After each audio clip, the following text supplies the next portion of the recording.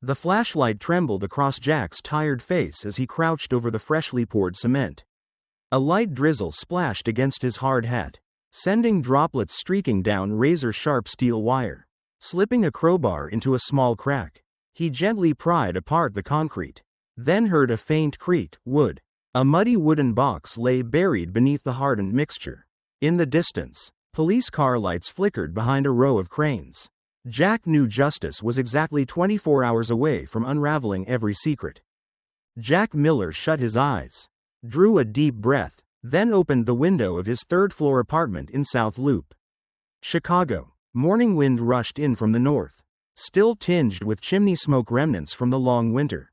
It was barely dawn, but Jack had already brewed his dark coffee, lit incense in front of his mother's photo, Mrs. Thomas, still battling heart disease. 6 months ago, Jack had been driving delivery trucks across state lines. His mother, Helen Miller, suffered a heart attack. Doctors insisted she needed complete rest.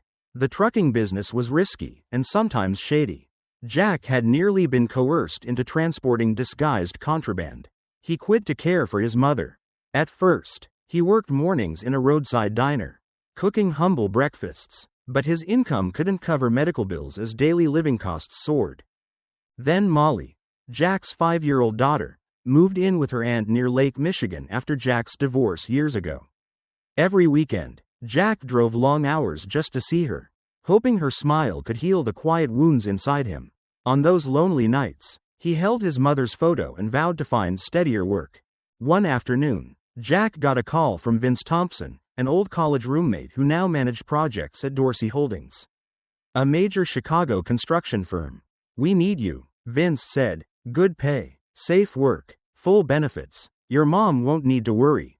Jack accepted, even though he had no idea what the job involved. Shall I continue with the next part? Jack's first days on the construction site and the growing suspicions around the company? I can keep going in order, or jump to a specific scene you're interested in. Just let me know how you'd like me to pace the translations. Continue. Absolutely. Here's the continuation of the English translation, picking up from Jack's arrival on the construction site. Jack's first day on site was overwhelming. The scale of the 35-story high-rise project in the heart of Chicago stunned him. Tower cranes loomed like giant fans over the skeleton of the structure. Workers bustled between piles of soil, and trucks lined up to unload materials. Clutching his construction gear, hammer, trowel, crowbar, Jack felt like he'd entered a war zone waged against weather, dust, and deadlines. Vince introduced him to the concrete crew. Mike, Sledge, Carter. A quiet Iraq War veteran with strong arms and sharp instincts, Luis Ramirez. A cheerful Mexican laborer with a kind smile, and Maya Patel. A safety engineer fluent in OSHA regulations, her steel-toe boots polished like military brass. Jack saw in them the discipline and pride he'd missed during his drifting years. In his first week, Jack helped lay the foundation, mixing mortar, placing rebar, and prepping the molds. Every morning, his alarm blared at 5 a.m. like a fire drill. He zipped through foggy city streets on his aging motorcycle, reaching the site as dawn pierced the smog. Drops of sweat formed beneath his hard hat. Amid the clang of mixers and forklifts, Jack felt he was building not just a tower, but a dream. A home strong enough for his mother, wide enough for his daughter to play, and resilient enough to repair a fractured bond.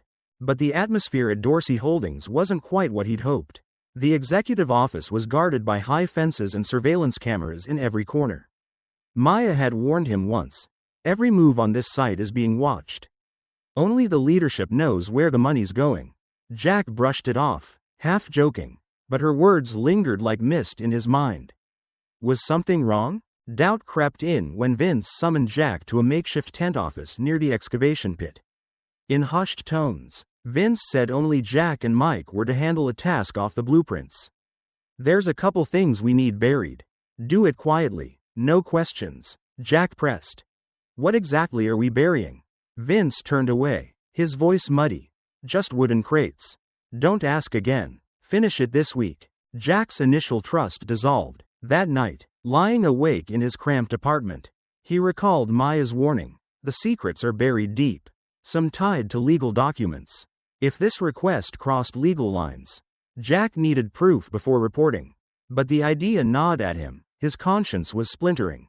Living with his ill mother, Jack knew a dirty dollar could buy medicine and time, but it would also chip away at his soul. He began observing the site at night when janitors were gone and trucks lay dormant. The beams and cement piles exuded a bitter scent of mixed aggregates. A dark corner of the pit felt eerily colder, like it was hiding something foul. Jack found solace with Luis and Mike. They shared stories about families and post-construction dreams. Mike planned to open a repair shop. Luis hoped to run a fruit stand. Jack spoke of Molly and his desire to someday bring her home. That camaraderie made it harder to stomach any part in corrupt schemes. In the third week, Dorsey Holdings stock soared on NASDAQ. Rumors swirled that Mick Dorsey, the founder's son, secured a multi-million-dollar city contract. Maya whispered to Jack, "The bigger the money, the darker the secrets." Her words landed like thunder. Jack resolved to dig deeper. But carefully, he couldn't afford to slip. As dawn peeked through steel mesh and settled on rusted rebar, Jack lingered near the excavator, crowbar still in hand, his breath misted in the chill. And just for a moment, the faces of his mother and daughter flashed in his memory.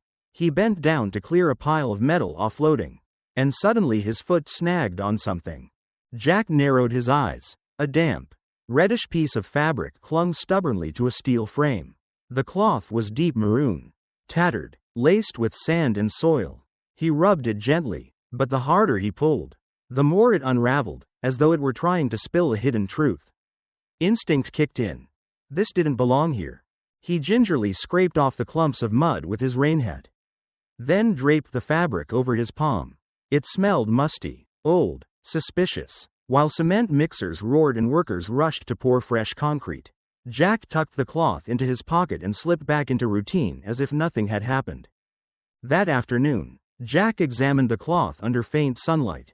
It wasn't worker grade, too soft and fine. It resembled curtain lining or a small satchel. Faint black letters were printed on the edge, CF13. A code? An inventory tag? He flipped it over, puzzled. Why hadn't the contractors cleared this debris? Why leave this anomaly? That evening, Jack invited Mike, Sledge, Carter, the former soldier, up to a dirt mound overlooking the site. In pale floodlights, Jack spread out the fabric and shared his growing concern. Mike, flashlight angled, inspected the seams and muttered, "Whoever planted this wasn't random. Jack, that boss told you to dig in a spot that doesn't match any blueprint." "Exactly," Jack whispered. "What we did was off the structural map. It doesn't sit right." Mike pressed his lips and exhaled deeply. "You better watch your step. Around Dorsey Holdings, people don't mess with nature for fun." Deep below, drills echoed across the foundation. Jack and Mike crouched along a concrete wall. Ears perked, finding no new clues. They flicked off their lights and parted with heavy eyes. Back at his modest apartment, Jack placed the fabric on the kitchen counter. His mother, Helen, stirred slightly from her rest as the kettle hissed. Jack smiled gently. "I'm knocking off early tonight. Ma, rain's coming. Work's getting delayed." Helen barely nodded and returned to sleep. Jack studied her face, frail but peaceful. He knew he had to end this mystery fast, to secure treatment for her failing heart. Still, the red cloth gnawed at him like a secret refusing to stay buried. Late into the night, Jack snuck onto the job site. Only a few security guards lingered. The rattle of cooling diesel engines echoed faintly. Carrying his tool bag and a slim handsaw, Jack slipped past the fence. Every footstep crunched over gravel.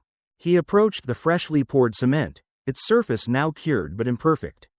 Kneeling, Jack sought a narrow slit, the pungent smell of drying mortar wafting upward. He worked slowly, easing out loose fragments with a steel hook. The crack widened. Jack froze. A warped wooden corner emerged, moist and riddled with termite scars. Mud streaked the surface as he scraped away the grime, revealing the jagged edge of a black painted box. Now chipped and flaking, Jack's heart pounded. He pulled up the box from its tomb, its weight heavy with secrets. On its lid, 2 faded letters were carved, CF. Beneath them, a cryptic sequence of numbers. No guards in sight, no cameras pointed this way. just rain tapping on cold steel. He bundled the box in his coat and darted home like a man escaping arrest. Back in his cramped kitchen, Jack placed the filthy box on the counter, brushed off more dirt, and pried open the lid. Inside lay a sleek black USB stick and a wrinkled paper note. Project Underground, Level 2 clearance.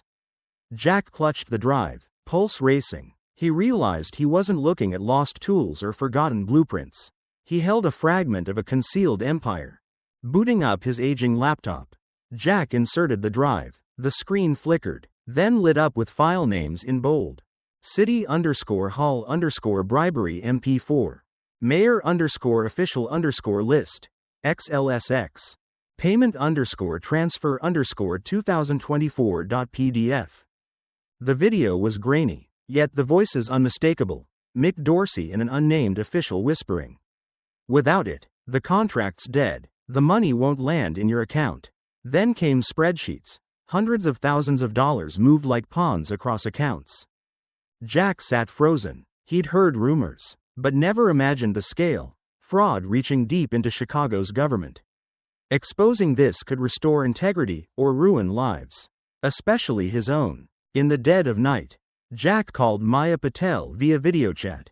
They agreed to meet in a secluded riverside park. No surveillance cameras. No witnesses. Under the dim glow of city lamps, Jack laid it all out. The wooden box, the USB drive, the files and video. Maya's eyes narrowed as she absorbed the gravity of it. Jack, she said, voice low but steady, you're holding the story of your life. This isn't just concrete and steel. You could be the key witness, or the target. She promised to help him contact the right authorities, the FBI or the Justice Department. Jack hesitated. Can they trace our phones? If I'm exposed, my daughter, delete everything right after this call. Maya advised. Save a backup somewhere safe. Tomorrow, you meet the investigator. After they hung up, Jack stowed the laptop and USB in his motorbike's toolbox, locked the fuel chamber shut, and collapsed into bed. Outside, rain danced on the windows, like a lullaby for a heart finally awakened. That night, Jack dreamed of the building's foundation crumbling to reveal secrets buried deep. Ahead lay perilous roads, testifying before authorities, facing Mick Dorsey, protecting his family from hired thugs known to handle whistleblowers. But the builder's heart inside him pulsed with resolve. Justice must rise, no matter the cost. By morning, Jack had made up his mind. The wooden box, the red cloth, and the black USB rested silently in his motorbike's compartment, waiting for the moment he'd surrender them to the FBI. The journey had only begun, but the gears of justice were turning.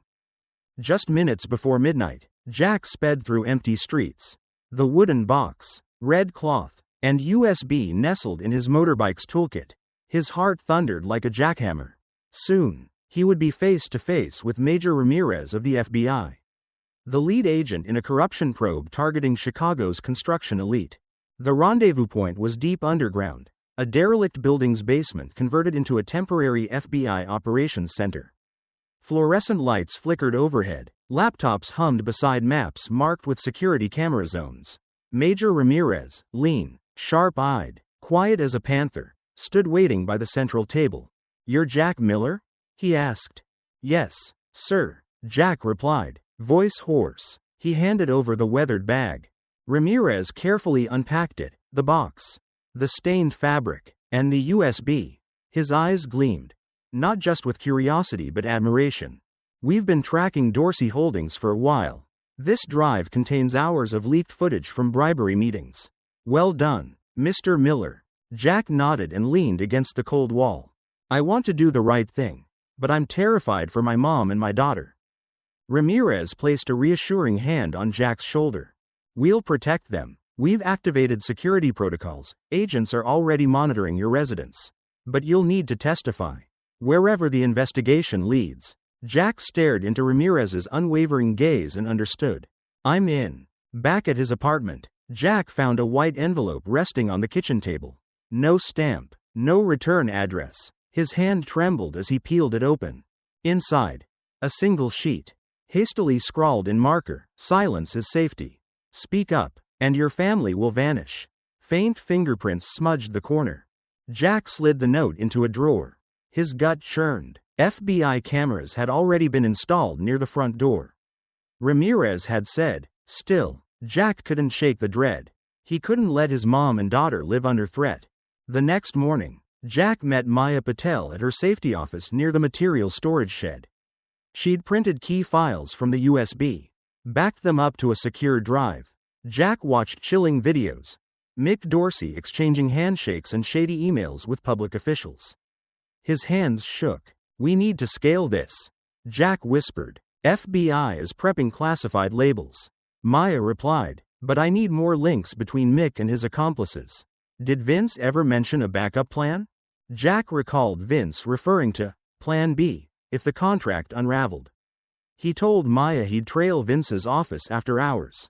That night, Jack pretended to work overtime and slipped toward the field office near Harrison Street. Inside, 2 glossy black pickup trucks. No company logos. Jack snapped their plates and exited quietly. His phone buzzed. "Ramirez. We traced those trucks, shell companies owned by Dorsey Holdings. They've launched a pressure team. Watch your every step." Jack exhaled. "I got a death threat already." "What's next?" "They've recruited muscle. Your crew might be in danger. We're planning a preemptive arrest of the ringleader." At sunrise, Jack was assigned to mortar mixing and concrete placement, work he'd become proficient at since week 1. But from the scaffolding above, he spotted a group of unfamiliar men gathered around an old crane. Backpacks, wide-brim hats, hushed conversation. They weren't regular workers. He discreetly alerted Maya. They retreated into her control office and overlaid the site map with live camera footage. She circled their position with a red marker. Mike and Luis, upon hearing the news, fell silent. Mike warned, "Jack, you need to walk away. These guys aren't here to joke around." "No way," Jack replied. "I'll get photos. I'll send them to the FBI." They waited for the strangers to disperse. Jack slipped through a gap near the scaffolding and snapped several shots. Clear faces. All matched FBI watch lists, specialists known for handling stubborn witnesses. The evidence just grew heavier. Back home, Jack found his mother waiting. "You're safe, right?" she asked gently. A front-page story lay on the kitchen table. Dorsey Holdings under investigation. FBI may intervene. Jack's face and Maya's safety helmet were in the photo. His mother wept softly as she hugged him. "Please be careful, son. Don't let our family fall into harm." Jack kissed her forehead. "I promise. I'm seeing this through." But that night, his phone buzzed. A video clip showed Mick Dorsey in a sleek office, smirking, as a list of disappeared witnesses scrolled on-screen. A final message flashed. "Your daughter is next." Jack's heart shattered. As dusk settled across Chicago's towering skyline, Jack clutched a folder of photocopied building schematics, his roadmap to the city's secrets. A trail of rain ran off his hard hat. The streets were empty save for sirens echoing in the distance. At a discreet rendezvous, Jack met Major Ramirez and Maya Patel under a flickering lamppost near City Hall. The air was electric with urgency. "The records room is on the 2nd floor. East wing," Ramirez whispered. "You'll enter through an old utility shaft behind the building." Jack nodded. Maya handed him a faux city employee access badge. Jack stuffed his backpack with a flashlight, thin metal saw, gloves, and an NFC spoof card designed to bypass outdated locks. Navigating the damp alleys behind City Hall, Jack slipped through a service gate and into the shadows. He crept down concrete steps to a dusty maintenance room, sidestepping rusted ducts and dormant generators. Using the spoof card, Jack breached the access panel and climbed into a forgotten ventilation shaft. Every movement echoed inside the steel tunnel. Dust settled into his lungs. He crawled for what felt like hours until a sliver of light revealed a vent over room A02, the records archive. He dismantled the flimsy ceiling panel and dropped silently into the room. Steel shelves towered over him, crammed with binders marked Project 234 Grandview Heights. Budget reports and internal memos. Scanning quickly, he spotted a red-labeled ledger, August 2024 Council meeting minutes. Inside, an addendum approving a 15% budget increase with no oversight. And a bribery log listing 5 city officials. Footsteps approached. Jack ducked behind a rusting file cabinet as a clerk entered. They checked a shelf, muttered something about missing documentation, and left. Jack snapped photos of key pages with his smartwatch camera and uploaded backups to his encrypted drive. He retraced his route, crawling back into the shaft, descending through a service tunnel, and bolting toward the emergency exit. Just before reaching the street, he radioed Ramirez. Package secured. Exiting now. Ramirez's reply crackled through the receiver. Stay sharp. We're tracking movement nearby. Moments later, two unmarked black pickups appeared around the corner. Jack sprinted. The sirens screamed, slicing through Chicago's midnight hush as a black SUV tore down Dan Ryan Avenue. Jack clutched his backpack tight. Inside it, the evidence that could topple a political empire. Major Ramirez barked through the radio. Incoming. 2 black pickups on your right. Head for Hatch Tunnel and switch to Plan B. Behind the windshield, police lights strobed like fireworks, warning of chaos. The SUV swerved hard down a concrete ramp. Maya, in the passenger seat, shouted, "Brace yourself." She yanked the gear into overdrive as they sped past a fake checkpoint rigged by Dorsey's mercenaries. Black motorcycles roared into pursuit, pistols flashing in the dark. Jack ducked low, strapped in tightly. Gunshots rang, shells clanged against the armored frame. His breath came fast. Ramirez gritted his jaw. Marquette Tunnel, left turn now, no delays. Smoke rolled across the pavement, choking the chase. The SUV plunged into the tunnel, headlights bouncing off narrow walls. Maya scanned GPS. Their exit was coming fast. Beyond the underpass, they careened into a hidden parking deck. Parked nearby, 2 dirt bikes. Maya nodded.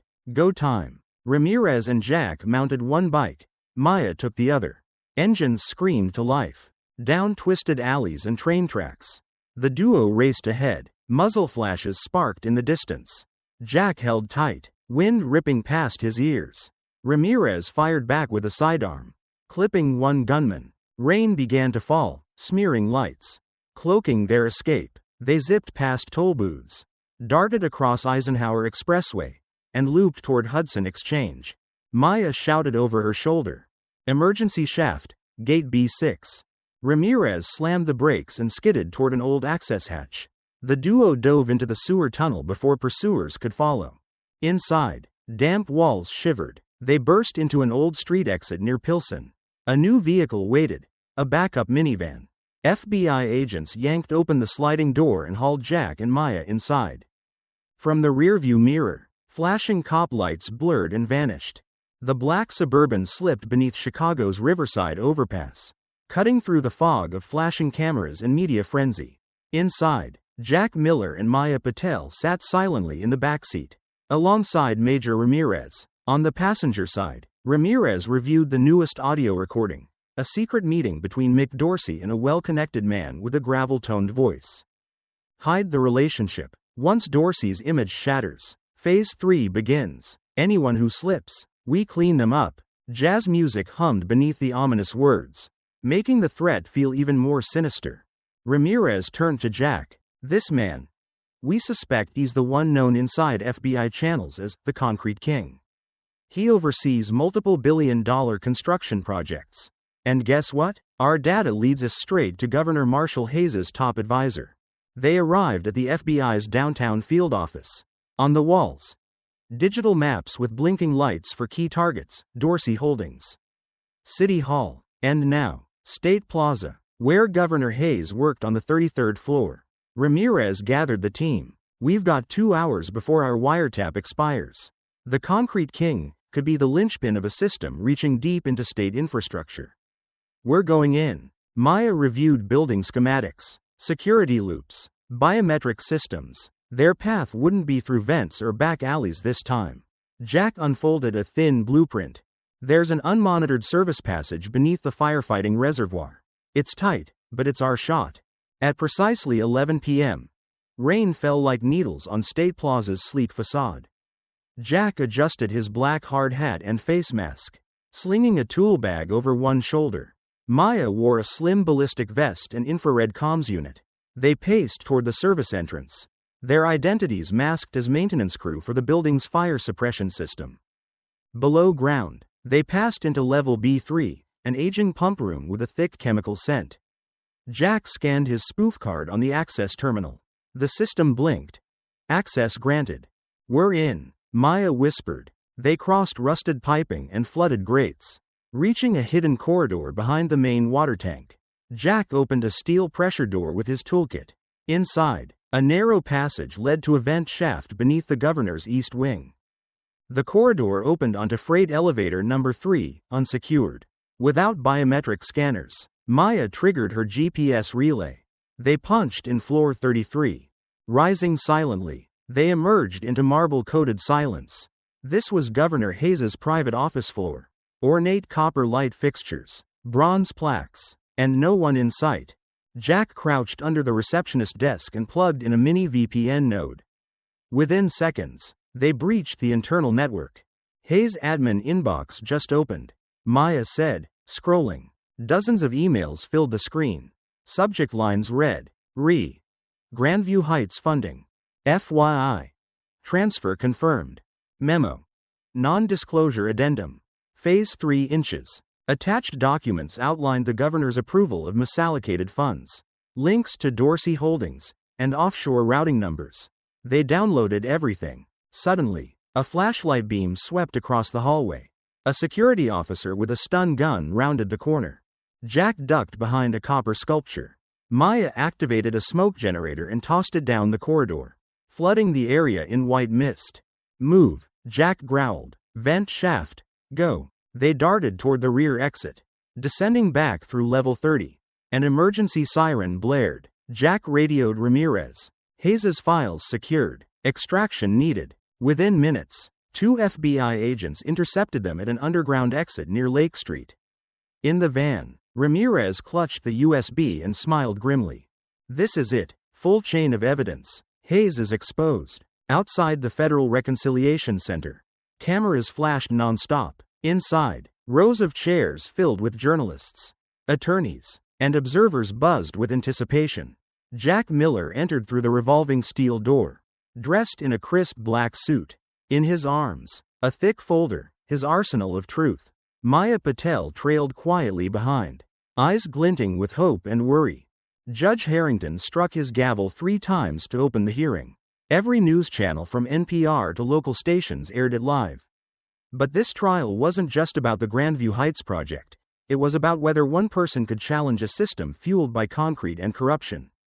On the prosecution's bench, Major Ramirez and Attorney Buchanan laid out their case: confidential recordings, email exchanges, campaign donation logs, the executive circle ledger bearing digital signatures. Each item bore a government seal and was entered into evidence.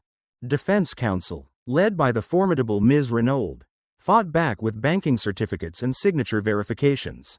Her team proposed a maze of legal interpretations designed to suggest ambiguity. Their stance? Governor Hayes only discussed general infrastructure, not personal deals. Then came Jack's turn. He walked to the witness stand, placed a hand on the Bible gifted by his mother, and swore, "I commit to telling the full truth, no matter the consequence." Calm spread like morning fog. Jack recounted the discovery, the red cloth, the buried box, the USB drive, the late-night messages. His voice didn't tremble when Ms. Renauld tried to paint him as coached by the FBI. Jack held up his smartwatch and said, "I documented everything myself, recorded, stored, time-stamped, and backed up. The FBI only verified what I saw and heard." The courtroom quieted. Video evidence played. Hayes's voice rang out, "Let's keep this clean. When Grandview flows, the cash will too." The jury shifted uncomfortably. Hayes wilted in his chair. Final question from Buchanan. "Governor Hayes, why didn't you report Dorsey's bribe immediately?" Hayes swallowed hard. I believed he was helping the city. I didn't realize it was personal gain." Judge Harrington nodded gravely. Bailiffs escorted Hayes out for temporary detainment. The jury deliberated just 2 days. Their verdict: guilty, multiple counts of high-level bribery, conspiracy, and abuse of office. As the gavel fell, cheers erupted. Journalists swarmed Jack and Maya. On the observation deck, Jack's mother and daughter wept with pride. And in that moment, A builder became a beacon. With the courtroom behind him and public vindication blazing, Jack returned to the quiet suburbs of Chicago, where spring blossoms had begun to wake in his mother's garden. The corruption trials had concluded. Marshall Hayes and Mick Dorsey received multi-decade prison sentences. The executive circle was shattered, their network dismantled piece by piece. Jack tucked Molly into bed that evening, whispering stories not of villains, but of courage. His mother, Helen, sat nearby, her smile weaker than before, but glowing with pride. The next morning, Jack and Maya visited the paused construction site of Grandview Heights. It now stood as a symbol, not of corporate greed, but of rebirth. They placed a wildflower bouquet beside a beam, honoring the battles they'd fought in shadows. "This could be the beginning of something real," Maya said, voice soft. "A future built without lies," Jack replied, resting a hand on the steel frame. Media headlines had already begun to shift. From builder to hero, Jack Miller and the rise of whistleblower ethics. But Jack didn't care for fame. He'd done what he promised his daughter, told the truth, even when it hurt. And somewhere between crumbling concrete and blazing courtroom lights, he had proven a simple truth. Dove justice may sleep beneath layers of silence, but when stirred by conscience, it will rise.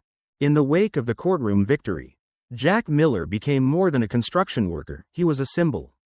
News outlets echoed his resolve, profiling him as the man who cracked Chicago's concrete secrets. But Jack returned quietly to the rhythms of home. No interviews, no self-congratulation. Maya visited often. Together, they reviewed final FBI data. Major Ramirez explained, "We've dismantled the known network. Hayes, Dorsey, executive circle, but new names are surfacing. Lesser-known operatives, silent investors. We'll keep going." Jack leaned forward, hand on the map. "We dig deeper." Weeks later, Jack stood beside Maya outside a rusted gate at the abandoned Grandview Heights site. The place where secrets had been buried now lay dormant, awaiting audits. Possible demolition, or rebuilding. They planted a small oak sapling where the wooden box had first surfaced. "Let it grow stronger than the steel they tried to hide," Maya murmured. The city moved on. The FBI cracked open a second wave of investigations. Contractors adopted tighter standards. And Jack, he taught Molly how to ride a bike, how to plant basil, how to know right from wrong. The red cloth, once a symbol of hidden rot, now hung framed in his modest kitchen, not as a trophy, but as a reminder. Corruption may be dense as concrete, but conscience drills deeper. And somewhere, beneath a quieter Chicago sky, the man with the crowbar and the fire in his chest had proven. Light bulb truth isn't loud. It's persistent. Months passed. The roar of headlines faded. The scaffolds came down. And where once secrecy clung to steel beams and concrete walls, a new story grew. One built by choice, not by force. Jack Miller became a quiet legend. He refused interviews, redirected praise to Maya, Ramirez, and every name buried behind the scenes of justice. His boots stayed dusty, his hands still calloused, but every glance at Molly reminded him, nothing was buried too deep to be uncovered. Grandview Heights reopened under a new name, Helen Place, honoring the woman whose health had prompted the whole journey. It was no longer just a building. It stood as a monument to conscience. In one apartment on the top floor, a single frame rested above the kitchen counter, a scrap of red cloth. Pressed behind glass, beneath it, a brass plaque read, "Found not by chance, but by courage." Jack's legacy wasn't cemented in lawsuits or news features. It was carved into the silence of those who, watching from shadows, whispered, "Maybe I can speak out too." And somewhere, as the city pulsed forward, the echo of that crowbar, prying open truth, still rang beneath the concrete.